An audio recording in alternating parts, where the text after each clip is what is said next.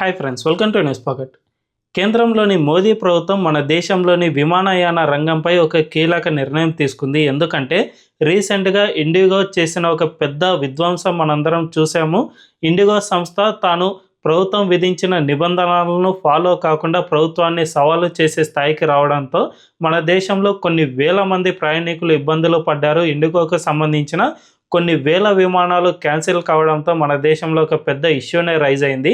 దీని అంతటిని చూసుకుంటే ఇండిగో తన మోనోపల్లిని ఉపయోగించుకుని తనను ఎవరు ఏమీ అనలేరు అనే ఉద్దేశంతో ఈ విధంగా చేసింది అని ప్రభుత్వం గుర్తించింది. అందులో భాగంగానే ఇండిగోకు ఇప్పుడు మన దేశ విమానయాన రంగంలో 65% విమానాలు ఉన్నాయి కాబట్టి వీటి సంఖ్యను తగ్గించి ఇండిగో ప్రభావాన్ని తగ్గించేందుకు ఒక కీలక నిర్ణయం తీసుకుంది. అదేమిటంటే మరో 3 కొత్త ఎయిర్లైన్స్కు మన భారతదేశం నో అబ్జెక్షన్ సర్టిఫికెట్ను జారీ చేసింది. అంటే త్వరలోనే ఈ సంస్థలు మన భారతదేశంలోనే విమానాలను కొనుగోలు చేసి వాటిని ఇక్కడ ప్రవేశపెడతాయి. తద్వారా మన దేశంలో ఈ 3 సంస్థలకు సంబంధించిన విమానాలు కూడా ఫంక్షనింగ్ అవుతూ ఉంటాయి.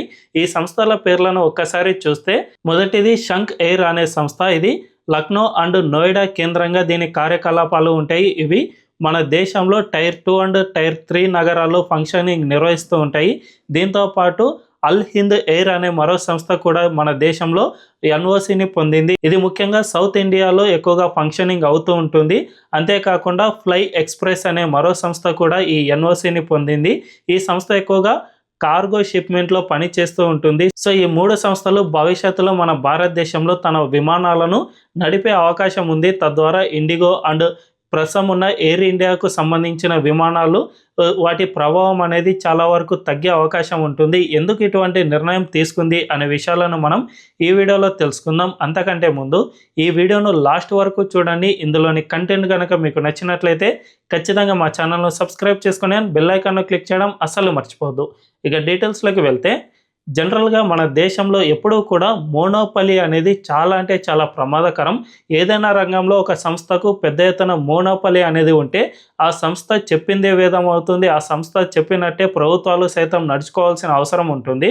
మన దేశంలో కూడా విమానయాన రంగాన్ని ఒక్కసారి పరిశీలిస్తే ఇండిగో అండ్ ఎయిర్ ఇండియా సంస్థలకు పెద్ద ఎత్తున మన దేశంలో మోనోపలి వచ్చేసింది అని చెప్పుకోవచ్చు. ఎందుకంటే ఇండిగో సంస్థకు సంబంధించి 65% విమానాలు మన దేశంలో ఫంక్షనింగ్ అవుతూ ఉన్నాయి. దాదాపు 6,000కు పైగానే విమానాలు మన దేశంలో తిరుగుతూ ఉన్నాయి. సో ఇండిగో అనే సంస్థ ఒక్కటి ఫంక్షనింగ్ చేయడం ఆగిపోతే మన దేశంలో ఎంత పెద్ద సమస్య ఏర్పడుతుంది అనేది రీసెంట్గా జరిగిన ఒక ఇష్యూ వల్ల మనకు ఫ్లేర్ అప్ అయింది. మన దేశంలో కొన్ని వేల మంది ప్రయాణికులు రోజుల తరబడి ఎయిర్పోర్ట్లో స్ట్రక్ కావాల్సిన పరిస్థితి ఏర్పడింది. తద్వారా మన దేశంలో చాలా అంటే చాలా ఇబ్బందులు ఏర్పడ్డాయి. దీనంతటికీ ఇండిగో చేసిన ఒక తప్పిదమే ప్రధాన కారణమని తెలుసుకోవచ్చు. ఎందుకంటే ఈ ఇండిగోకు సంబంధించిన CEO అనే వ్యక్తి యూరప్ దేశాల నుంచి వర్క్ చేస్తూ ఉన్నాడు. సో ఆ CEO మన దేశంలోని ఇండిగో మోనోపలి కలిగి ఉంది కాబట్టి భారతదేశం విధించిన రూల్స్ను మేము ఫాలో అయ్యేది లేదు అని భీష్మించుకుని కూర్చున్నాడు. ముఖ్యంగా మన ఇండియాలో పైలట్లకు సంబంధించి ఈ ఇయర్ జూన్లో మన భారతదేశ ప్రభుత్వం ఒక కీలకమైన నిబంధనలు తీసుకువచ్చింది. అదేమిటంటే పైలట్లకు సంబంధించిన షిఫ్ట్లకు సంబంధించి కీలకమైన టైమింగ్ బౌండ్ అనేది ఏర్పాటు చేసింది. అంటే ప్రతి ఒక్క పైలట్ 8 గంటలు మాత్రమే పని చేయాలి. అంతేకాకుండా బ్రేక్ లేకుండా ఫ్లై చేసే పైలట్లు కూడా 6 గంటల కంటే ఎక్కువగా ఫ్లై చేయకూడదు. తద్వారా వేరే పైలట్లను మీరు రిక్రూట్ చేసుకోవాలి అనే విధంగా మన భారతదేశ గవర్నమెంట్ కొన్ని కీలక నిబంధనలు తీసుకువచ్చింది. దీనంతటికీ ఇండిగో చేసిన తప్పిదమే ప్రధాన కారణమని చెప్పుకోవచ్చు. ఎందుకంటే మన భారతదేశంలో అహ్మదాబాద్లో ఎయిర్ ఇండియా విమాన ప్రమాదం జరిగిన తర్వాత ఇది మన దేశంలోని ఏవియేషన్లో జరిగిన అతిపెద్ద ప్రమాదం కనుక దీనికి సంబంధించి మన భారతదేశ ప్రభుత్వం అలర్ట్ అయింది. తద్వారా పైలట్లకు సంబంధించి కొన్ని కీలకమైన నిబంధనలను జూన్లో తీసుకొచ్చింది. అహ్మదాబాద్ ప్లేన్ క్రాష్ అయిన వెంటనే DGCA ఈ నిబంధనలు ప్రవేశపెట్టింది. ఈ నిబంధనల ప్రకారం మన దేశంలో పైలట్లు చేసే డ్యూటీ చార్ట్ అనేది చాలా స్ట్రిక్ట్గా చేసేసింది. ఇందులో భాగంగా పైలట్లు 8 గంటల కంటే ఒక రోజులో ఎక్కువగా పని చేయకూడదు.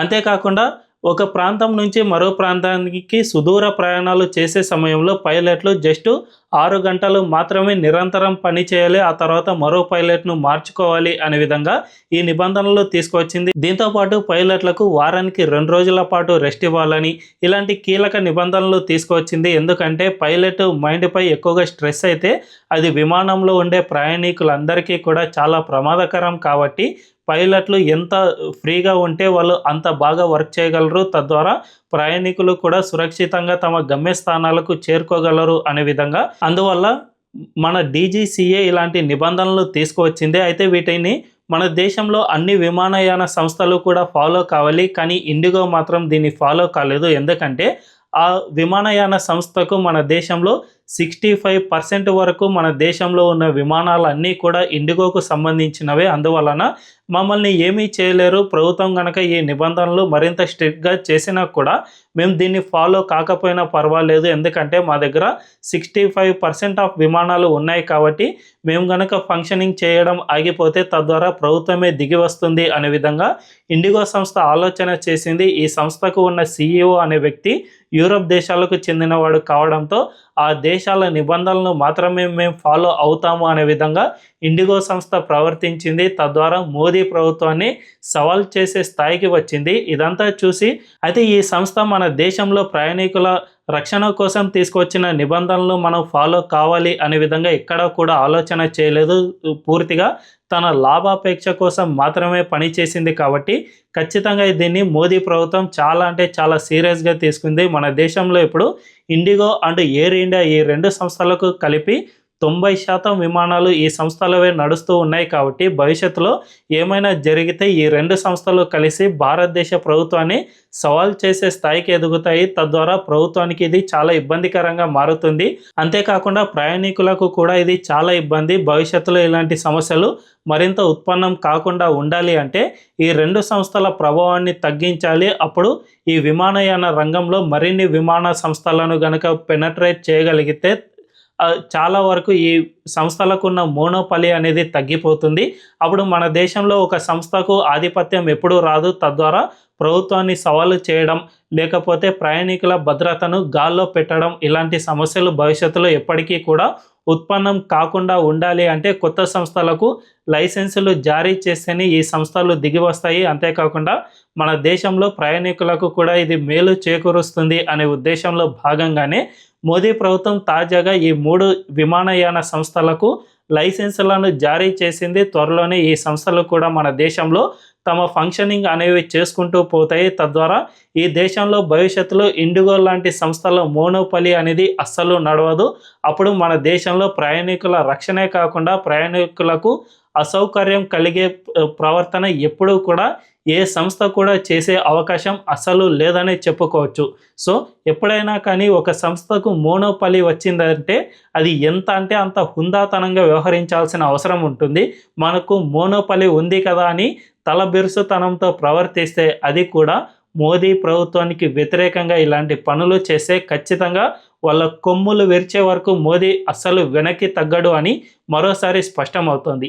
ఈ వీడియోపై మీ అభిప్రాయం ఏంటో కామెంట్ల రూపంలో తెలియజేయండి. అండ్ ఈ వీడియో కనుక మీకు నచ్చినట్లయితే ఖచ్చితంగా మా ఛానల్ను సబ్స్క్రైబ్ చేసుకొని బెల్ ఐకాన్ క్లిక్ చేయడం అస్సలు మర్చిపోవద్దు. Thank you.